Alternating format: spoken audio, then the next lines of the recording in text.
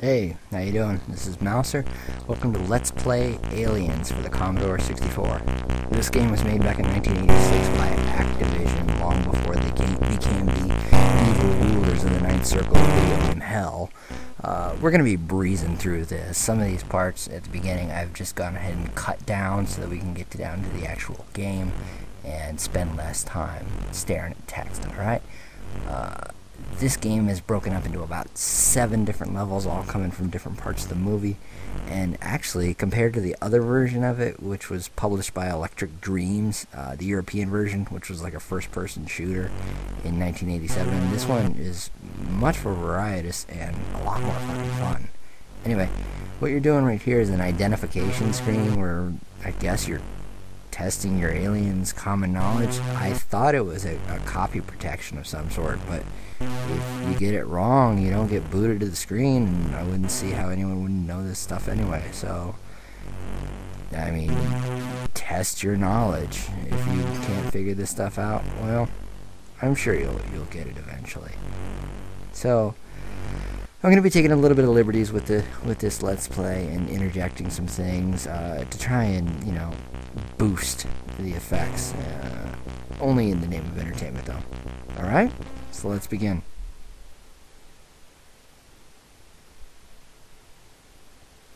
The first part you're doing right here is you flying into LV-426, piloting the dropship through a set of rings. This part takes about 4 minutes, and just a warning, when this thing starts up, if you have epilepsy or, have a problem with flashing lights, I would close my eyes for about 20 seconds, because this shit gets real flashy for a long time.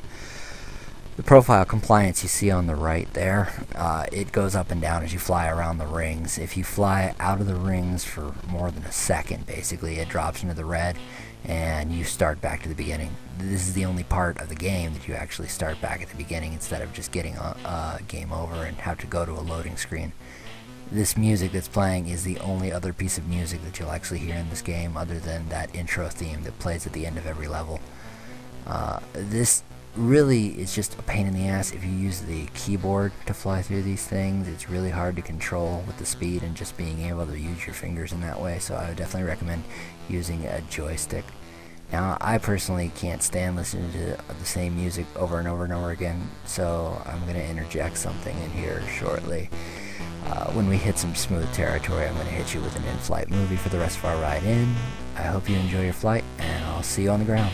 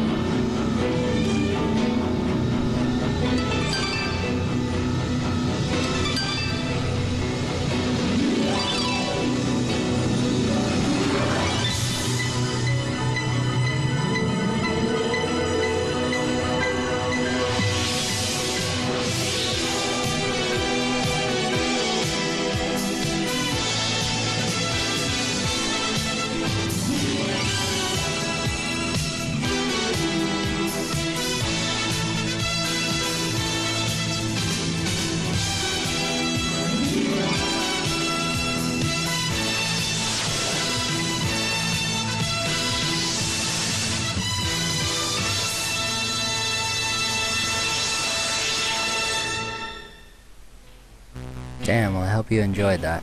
It's kind of strange that music almost completely matched up with the rings going on. I didn't even realize that when I put it in here, but yeah, it must have been made for it. Alright, so you're getting locked in for our landing, and that is the end of that. That's the end of level 1. We are moving along and getting the Marines in. Next up will be the firefight, where the Marines were cut off from the APC. And I just want to say, I hope you're a patient man or woman, because this game goes to great lengths to fuck with you and try your patience and make you scream in frustration. But we'll see. Hope you like it. So in this part right here, you end up with 4 Marines, Drake, Dietrich, Crow, and Frost, and you're trying to get them along back to the APC. This is a pain in the ass once again because you don't know where you are, Now, if you look in the lower right of the screen, you see that blinking red flashing thing right there. That means one of your Marines is in trouble. And if you waste too much time, it's going to turn to a solid red, and by that time, it's too late. So, as in the movie, Dietrich has fought first. There's nothing you can do. If she's still in red when you actually come upon her, then you could save her. But the problem is you have no idea where the fuck she is. So you just got to go ahead and try and save yourself. The goal of this whole thing is to go ahead and take your Marines and walk as far right as you can and walk down. That's the only way to get to the APC that I've figured out, unless you draw yourself a little map and keep switching back and forth. Every time you see that red light, you're going to get into a firefight like the one right here. Now this makes this part go very, very long if you're not actually, you know, just trying to get them all killed. You can easily just do nothing and this level will be over very quickly, but I wouldn't recommend that because you need every Marine that you can get for the next level, and you will see why. So I would say that if you lose more than one Marine, start it over, man, because it ain't gonna work out for you. Alright, so I'm back at Drake right now, and I'm just showing you the rest of the way to get to the APC. And now Drake's almost home. He gets right here to the APC, and once he steps in there, his screen is going to flash to green, and he is safe. There will be no aliens fucking with him for the rest of the time. Got to get over to Crow real quick, though, because he's already getting attacked. The only other warning I have for this level is that if you're currently in a firefight and another Marine gets attacked, you ain't going to be able to switch over. It won't allow you to. You have to finish your fight, and then hopefully you can make it over before they kill the other Marine. So that's what the rest of the level is switching around back and forth, and I could let you watch that, but I'd rather speed it up.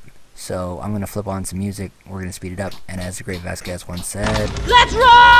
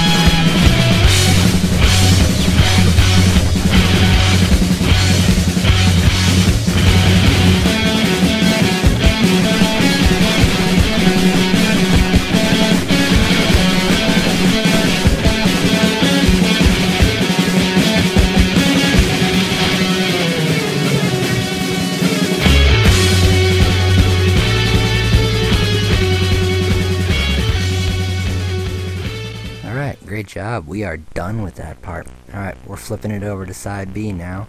If you'd like, please join me in the next part as we continue Let's Play Aliens.